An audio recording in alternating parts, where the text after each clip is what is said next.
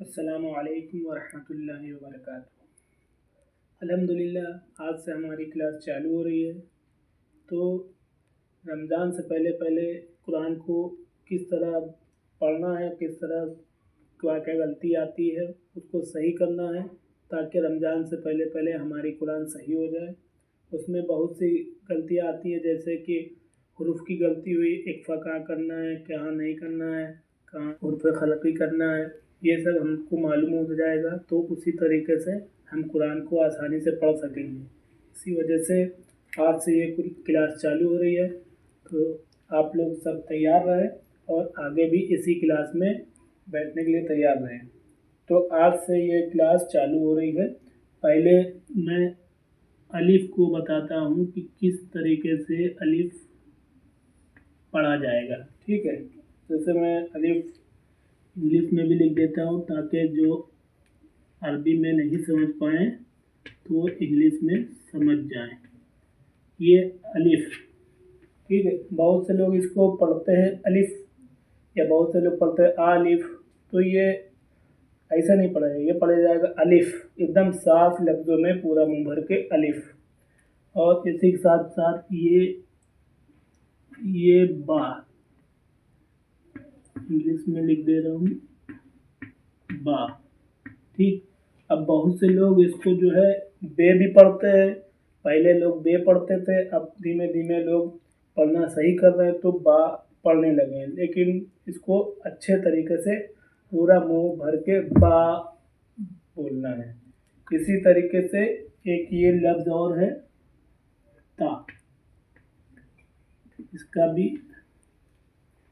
मैं बता रहा हूँ इंग्लिश में, इस तरीके से इंग्लिश में पढ़ा जाएगा। ठीक है, ता में दो नुक्ते ऊपर रहते हैं।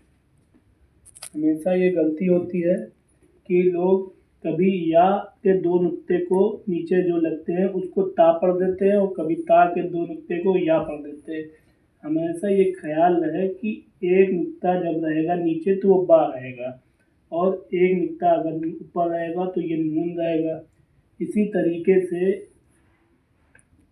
दो नुक्ता अगर नीचे रहेगा तो ये या का बनता है, और यही दो नुक्ता अगर ये ऊपर हो गया तो ये ताप का बनता है। इसीलिए मैं ज़्यादा लंबी क्लास नहीं लूँगा, मैं छोटी छोटी क्लास लूँगा ताकि आप लोग को समझ में भी आए और आप लोग को आसान भी पड़े। तो ता तक के हो गया। इसी के तरीके एक और लफ्ज़ है सा। अब सा को बहुत से लोग से भी पढ़ते हैं, लेकिन ये सा पढ़ा जाएगा। ठीक, तो सा में कितने नुक्ते रहते हैं? 3।